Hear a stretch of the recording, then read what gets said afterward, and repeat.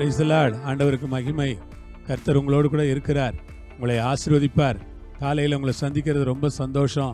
யோவான் சுவிசேஷத்தில் மறுபடியும் படிக்கலாம். 9ஆம் அதிகாரம் 3வது வசனம் ஒரு பகுதி படிக்கிறேன். தேவனுடைய கிரியைகள் இவனிடத்தில் வெளிப்படும் பொருட்டு இப்படி பிறந்தான். தேவனுடைய கிரியைகள் இவனிடத்தில் வெளிப்படும் பொருட்டு இப்படி பிறந்தான். ஆண்டவருக்கு மகிமை உண்டாகட்டும். இயேசு பிரதியுத்தரமாக, இது இவன் செய்த பாவமும் அல்ல, இவனை பெற்றவர்கள் செய்த பாவமும் அல்ல, தேவனுடைய கிரியைகள் இவனிடத்தில் வெளிப்படும் பொருட்டு இப்படி பிறந்தான். என் அன்பு தேவனுடைய பிள்ளைகளே, அருமையான சகோதர சகோதரிகளே, இந்த வேளையிலே பாருங்கள், இயேசு ஒரு இடத்திற்கு போகிற வேளையிலே ஒரு பிறவி குருடன் அங்கே இருக்கிறான். சீஷர்கள் ஆண்டவரை பார்த்து கேட்கிறார்கள், ஆண்டவரே, இவன் பிறவி குருடனாய் பிறந்தது இவன் செய்த பாவமா அல்லது இவன் பெற்றோர் செய்த பாவமா என்று கேட்கிறார்கள். இவன் செய்த பாவமா, இவன் பெற்றோர் செய்த பாவமா? அப்படியானால் யூதர்கள் மத்தியிலே ஒரு கருத்து இருந்தது. அங்கே அவர்கள் இவன் செய்த பாவமா, இவன் பெற்றோர் செய்த பாவமா என்று அந்த பாவத்தை குறித்த அந்த கருத்து அவர்கள் மத்தியிலே ரொம்ப அதிகமாய் இருந்திருக்கிறது. அப்பொழுது ஆண்டவர் என்ன சொல்றார் தெரியுமா? இவன் செய்த பாவமும் அல்ல, இவனை பெற்றவர்கள் செய்த பாவமும் அல்ல, தேவனுடைய கிரியைகள் வெளிப்படும்படி இவன் இப்படி பிறந்திருக்கிறான். ஆண்டவருக்கு மகிமை.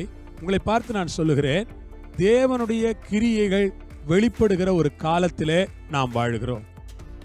தேவன் வெளியரங்கமாய் கிரியை செய்கிற நாட்களில் நாம் இருக்கிறோம்.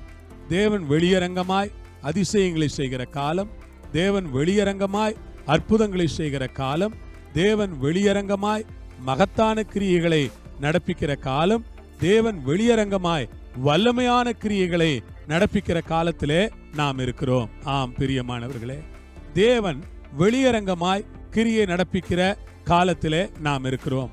தேவன் வெளியரங்கமாய் கிரியை நடப்பிக்கிற நாட்கள்ல நாம் இருக்கிறோம். தேவன் இந்த நாட்கள்ல வெளியரங்கமாய் கிரியை நடப்பித்துக் கொண்டிருக்கிறார், வெளியரங்கமாய் கிரியை செய்து கொண்டிருக்கிறார். அதற்காக ஆண்டவரை நான் ஸ்தோத்திரிக்கிறேன்.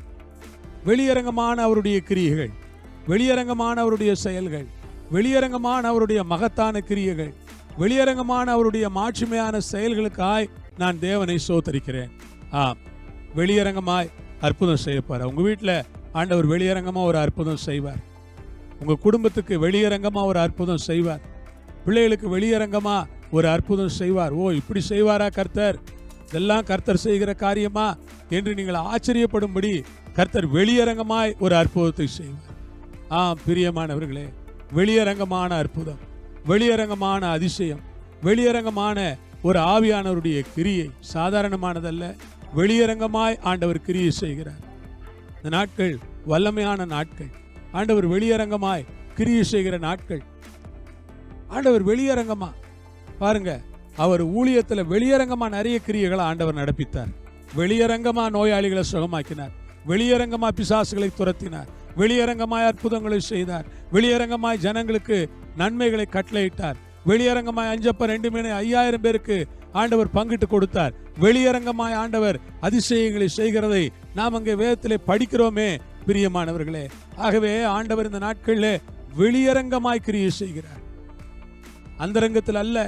ஆண்டவர் வெளியரங்கமாய் கிரியை செய்கிற நாட்களில் நாம் வந்திருக்கிறோம். வெளியரங்கமாய் நம்முடைய வாழ்க்கையிலே ஆண்டவர் செய்ய போகிற அந்த செயல்களுக்காக நான் ஆண்டவரை துதிக்கிறேன். எல்லாரும் சேர்ந்து ஜெபிக்கலாமா? பரலோகத்தில் இருக்கிற எங்கள் பிதாவே, உமக்கு ஸ்தோத்திரம். அல்லேலூயா.